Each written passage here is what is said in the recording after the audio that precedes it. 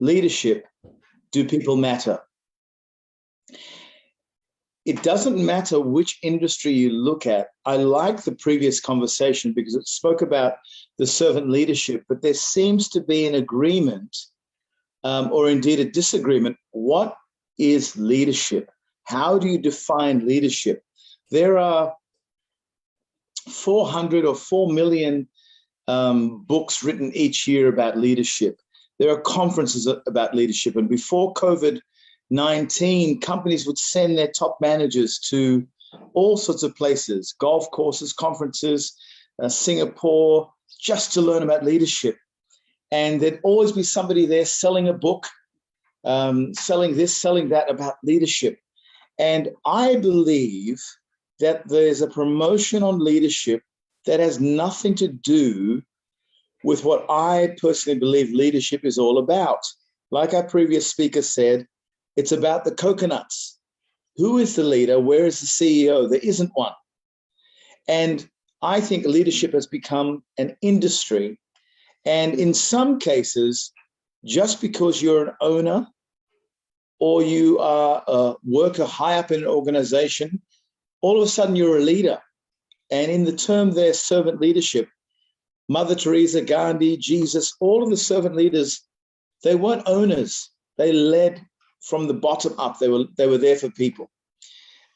In my article, you'll see me talk about the definition of leadership.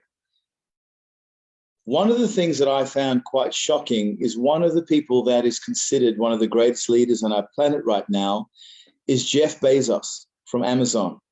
And if you were to look up Jeff Bezos and read about what do Jeff Bezos's employees feel about him? How do they, you mentioned before, our last speaker mentioned before that a good shepherd will smell like the sheep. Well, I'll guarantee you that when Jeff Bezos first started Amazon selling books out of his garages, he smelled like the books. But when his company became very successful, he spent less time smelling like the books and smelling more like champagne and cologne. And one of the biggest hoorahs right now is, the question is, in this time of COVID, in this time when money is really tough, how is Jeff Bezos flying to the moon? Why is he spending millions of dollars flying to the moon with celebrities and etc., when the need now is not flying to the moon? And I read an article on Jeff Bezos, and their company has such a bad policy in regard to the people that we were talking about in servant leadership, that their HR made a statement that if they continue to lose as many people as they're losing, to fire as many people, they have a very strict firing policy. If you don't do this, you don't do that. They may not have enough employees or people in America to recruit, that by 2022, 2024, they actually may run out of people who they can find to work for Amazon. And our previous speaker brought up a very strong point. Companies are made of people. And in my article, one of the points I made, what would happen if Jeff Bezos turned up on Monday morning at Amazon, but the employees didn't turn up? The people didn't turn up, who fill the orders, who send off the boxes, who drive the trolleys, who drive the forklifts, who pack the trucks, who deliver Amazon products. What would happen if they didn't turn up? And that's why I've titled this chat and the article that I wrote on LinkedIn and posted this morning, Leadership, Do People Matter? Yes, people do matter. So therefore, if people matter, as our previous speaker said, if people are doing the work, why are they not rewarded? Have a look at Jeff Bezos's personal fortune. His net worth, $407 billion, I think it is. Net $407 billion.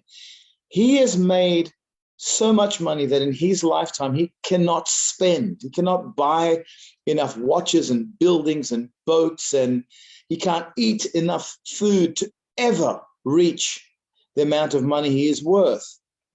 And one would ask, if the owner of the company is so rich, why are his employees so poor? Here's something to think about. In my article, you'll read about a gentleman called Ricardo Semmler.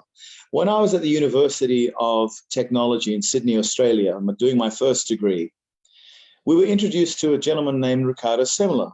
His company that his dad ran is called Semco. Semco used to make Hobart, which is scales that you'd weigh fish and weigh products with, and industrial scales, food slices, ham slices. They were into that. Today, they make everything, and they're a huge, huge profitable company. His father did the right thing and sent his son, Ricardo, to Harvard University. Now, I've done a Harvard short course. It's a great university, and you learn a lot. And I did the course on transformational leadership so I could understand more. So when we were studying at university in Sydney, I really listened, because I was like, wow, this guy went to Harvard. What's he got to say? So he got back from Harvard, and he started implementing all the Harvard strategies that he got in his master's degree in business. And none of them were working. None of them were helping the company to grow. None of them were inspiring or engaging employees. None of them were increasing performance. So he went home, sat back, and came up with one of the most radical, democratic, transformational leadership ideas, and came to work and implemented this strategy. You'll read in my article, I encourage you to Google Ricardo Semmler. I encourage you to buy the book Maverick, and even look at some of the other things he did. Here's what he did. He brought everyone together and said, from now on, managers will no longer be doing the KPIs or evaluating employees. From now on, the employees will evaluate their manager. So whichever department you work in, whichever team you work in, if they're 5 or 10 or 20 or 100, you will implement the strategy where you will evaluate that manager. Not only will you evaluate the manager, your team will decide what bonus, or if there is a bonus, that manager will get. Well, guess what happened? Half of the management team left straight away, because they know they're fear managers. And a fear manager, somebody who is not a servant leader, somebody who doesn't regard people, somebody who treats their people badly, somebody who doesn't even acknowledge their people. Those people come to work and do just enough every day to keep their job. Those people, when they were able to evaluate their manager, the manager knows what's coming. So off they went. Now the business was left with half the managers. Ricardo did not stop there. He said to people, some of you travel a long way to work. Some of you are challenged at home. Here's what else I'm going to do. I'm going to send some of you home, and you can do your job from home. Some of you work with machines. I'm going to take those machines from work and set them up and help you set them up at home, so that if I need a customer has a product they need to be delivered, some of you will be happy to work on Saturday and Sunday over the weekend so that I can deliver that product on Monday. And for those of you who work over the weekend, I will pay you separate and above what you earn on Monday and Friday for delivering over the weekend. Some people did that. It didn't work for them. And he said, if it doesn't work, you come back to work. You go back to your 9 to 5. You don't get punished if it doesn't work. 30 years, this strategy was put into place. And today, over 400 international companies, global organizations from Ford to Microsoft, have visited and asked Ricardo Semmler if he would be their business coach, if he would come and speak at their conferences and teach them how to do what my chat today and my article on LinkedIn says, how to recognize that people matter. How to recognize that people matter. And from the day he implemented that, when there was a downturn in the economy, in Brazil especially, Ricardo Semmler's company was the only company that became a profitable company, and that was growing. So in our short conversation today, I want you to consider something about how you personally feel. Here's the analogy I wrote in my article. We are all on the ocean. We are all in a ship. We're all heading to the same place. However, let me ask you this. Are you on a slave ship? Are you on a cruise ship? A slave ship is a business. They're carrying people to sell to somebody, and they will make profit from that. But nobody on that slave ship is happy. And as people have discussed, when somebody goes to prison, somebody has to look after them. They call them prison guards. They call the CEO a warden. Well, guess what they have found? The prison warden and the prison guards often feel that they are a prisoner because they're there every day watching prisoners. And as our previous speaker thought, a way to a man's heart or to anyone's mind is through their heart. And you have empathy in that heart. You've got to watch these prisoners and feed the prisoners and be with the prisoners.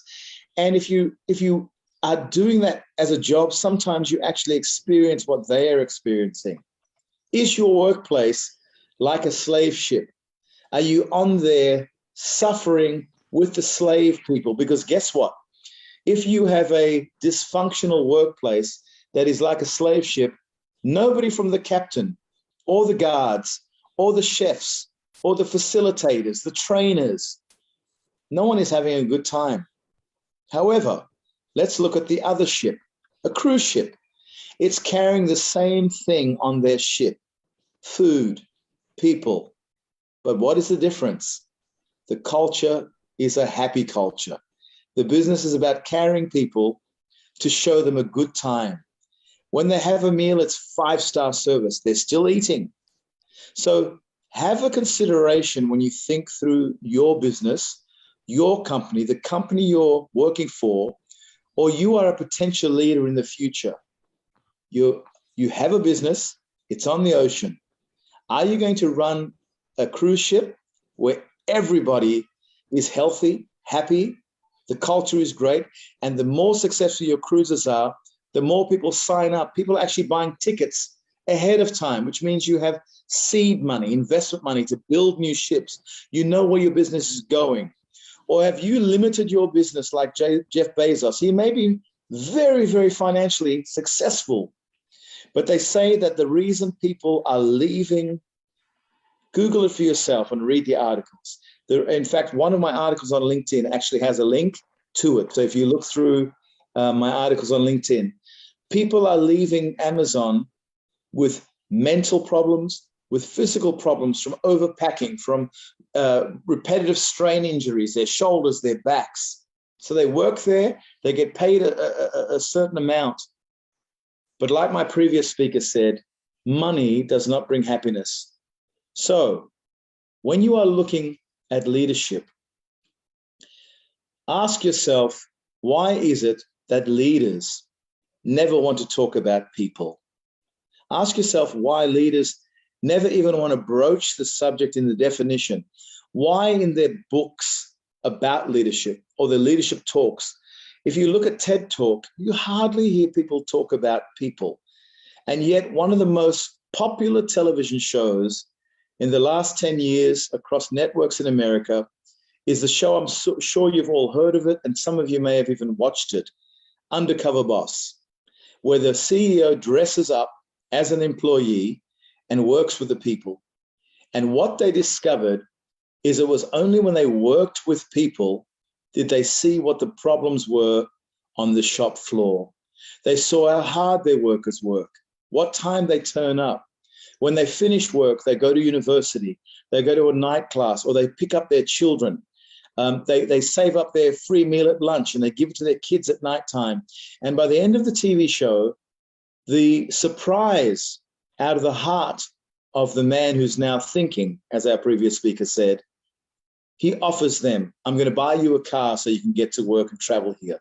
I'm going to pay for a university degree for you so you can do a degree in food and beverage and come back to the workforce and do more here. What we see is high empathy. When CEOs, leaders, managers understand that people do matter, businesses change. Instead of employees just turning up and doing enough to keep their job, they become engaged.